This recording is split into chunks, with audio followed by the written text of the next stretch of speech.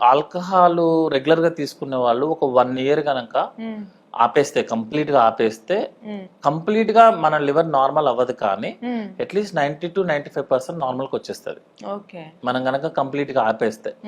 Actual గా that is called detoxification. అంతేగాని ఒక వారం రోజులు తాగేసి ఒక 2 రోజులు ఆపి దాన్ని డీటాక్సిఫికేషన్ కాదు.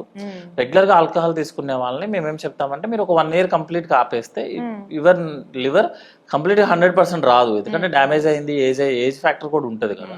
90 to 95% నార్మల్కి వస్తుంది. స్మోకింగ్ కూడా సేమ్ రూల్. మీరు స్మోకింగ్ కనుక క్విట్ చేస్తే 100% రాదు మీకు, నార్మల్కి వచ్చేది, కానీ అట్లీస్ట్ 90 to 95% అయితే మాత్రం నార్మల్కి వచ్చేస్తుంది. అంతేగాని అప్పుడెప్పుడో తీసుకున్నాము ఇంకా మాకు క్యాన్సర్ వచ్చేసినట్టే అయిపోయినట్టే అని చెప్పి, ప్రాబ్లం ఏంటంటే మనం ఒక ఇన్ఫర్మేషన్ ఇస్తే దాన్ని యాక్చువల్ ఇంటర్ప్రిటేషన్స్ కాకుండా మనం వేరే ఇంటర్ప్రిట్ చేస్తాం. సార్, దీంట్లో ఆల్రెడీ ఈ టాపిక్ మాట్లాడాం కాబట్టి ఆన్ అన్ అవేర్నెస్ నోట్, ఇప్పుడు నార్మల్ గా కొంతమంది ఎలా మాట్లాడతారంటే, మీకు తెలియదు